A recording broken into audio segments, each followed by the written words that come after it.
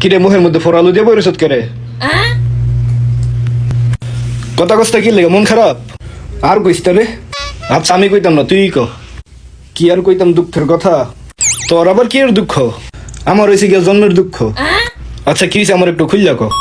কিছুদিন যাবত বিনোদন হওয়ার মতন কোনো ভিডিও পাই না। ও এই কথা। হ তো আমার আগে কবি না? আগে কইলে তুই কেটতি। আমারও তো মাঝে মাঝে মন খারাপ থাকলে আমি একটা চ্যানেলের খবর দেখি। তুই খবর দোস কেটতি, তুই ফানি ভিডিও না দেখবি? এটা তো ফানি ভিডিও তো কম না। তুই ফানি ভিডিও দেখা যেই খুশি হবি এর চেয়ে দ্বিগুণ খুশি হবি এই চ্যানেলের ভিডিও দেখলে। এটা আবার কেমন চ্যানেল? এইটা হইতাছে গিয়া জোকার চ্যানেল। তো এটাই কি চ্যানেলের নাম? না এটা হইতাছে ক্যারেক্টারের নাম। আচ্ছা আমার চ্যানেলের নাম ডাকো।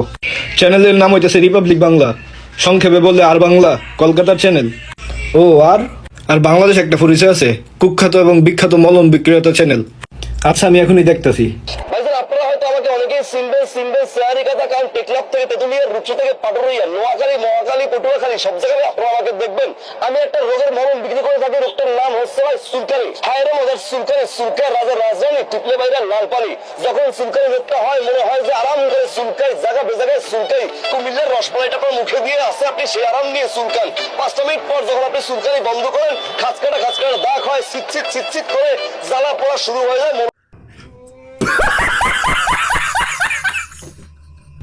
আসসালামু আলাইকুম গাইস, কি অবস্থা, কেমন আছেন সবাই? দীর্ঘদিন পরে একটা ফানি ভিডিও নিয়ে আসলাম ডাবল ক্যারেক্টারের। তো আশা করি ভিডিওটা ভালো লাগলে অবশ্যই কমেন্ট করে জানাবেন যে এরকম ভিডিও চাই পরবর্তীতে আরও। এটি আমার প্রথম ডাবল ক্যারেক্টারের ভিডিও। তো আপনাদের যাদের মনের খারাপ থাকে মাঝে মধ্যে, তো ইন্ডিয়ার একটা চ্যানেল আছে রিপাবলিক বাংলা, ওটা আর বাংলা বলা যায়। তো আমি সবসময় মানে যখন আমার মুড অফ থাকে, মন খারাপ থাকে, তখন আমি ওই চ্যানেলের ভিডিওগুলো দেখি।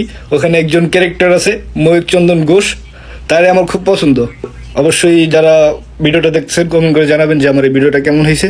পরবর্তীতে যদি এরকম কোনো কিছু ভিডিও চান অবশ্যই বলবেন, ইনশাল্লাহ পরবর্তীতে আরও নতুন কিছু ভিডিও নিয়ে আসবো।